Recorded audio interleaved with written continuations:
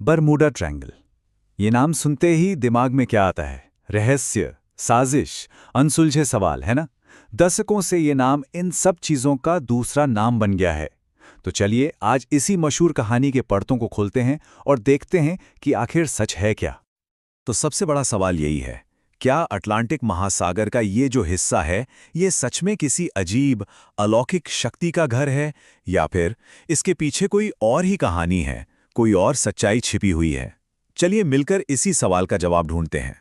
देखिए, हकीकत तक पहुंचने से पहले उस कहानी को समझना जरूरी है जिसने इस जगह को इतना इतना ज्यादा मशहूर या कहूं बदनाम कर दिया है। तो कहानी कुछ ऐसी है। अटलांटिक महासागर में एक ऐसा इलाका है जहां कहते हैं कि बड़े बड़े जहाज, यहां तक कि मॉडर्न टेक्नोलॉजी वाले हवाई जहाज, बस यूं ही गायब हो जाते हैं। मतलब बिना कोई सुराग छोड़े हमेशा के लिए। यही वो कहानी है जो बरमूडा ट्रायंगल के इर्द गिर्द बुनी गई है। और देखिए, इस रहस्य को और भी ज्यादा गहरा बनाया उन घटनाओं ने जो यहां सच में घटी। मतलब इन हादसों ने तो जैसे आग में घी का काम किया। तो चलिए जरा उन कुछ सबसे मशहूर गुमशुदगियों पर नजर डालते हैं जिन्होंने इस पूरी कहानी को गढ़ा है। सबसे पहले साल 1945 की वो घटना, फ्लाइट 19। सोचिए, अमेरिकी नौसेना के 5-5 बमबरसक विमान एक ट्रेनिंग मिशन पर निकले और गायब हो गए। कोई अता पता नहीं। फिर ठीक 3 साल बाद 1948 में बीएसए स्टार टाइगर, एक पैसेंजर प्लेन था, 31 लोग थे उसमें, वो भी बरमूडा जाते हुए लापता हो गया। और कहानी यहीं खत्म नहीं हुई। अगले ही साल 1949 में एक और विमान, बीएसए स्टार एरियल, 20 लोगों के साथ जमैका के रास्ते में था और वो भी गायब। इन्हीं घटनाओं ने मिलकर इस रहस्य को जन्म दिया जो आज तक लोगों को डराता है। लेकिन क्या ये कहानियां ही पूरी सच्चाई हैं? क्या वाकई यहां कुछ अलौकिक है? अब एक काम करते हैं, इन कहानियों को थोड़ी देर के लिए साइड में रखते हैं और देखते हैं कि फैक्ट्स क्या कहते हैं, असलियत क्या है। अब ये बात शायद थोड़ी चौंकाने वाली लगे, लेकिन रिसर्च कुछ और ही कहती है। रिसर्च का सीधा सीधा निष्कर्ष ये है कि ये इलाका असल में उतना भी ज्यादा खतरनाक नहीं है जितना बताया जाता है। मतलब बरमूडा ट्रायंगल को लेकर जो एक डर का माहौल बनाया गया है वो हकीकत से काफी अलग है। तो देखिए, यहां पर कहानी और हकीकत का फर्क एकदम साफ हो जाता है।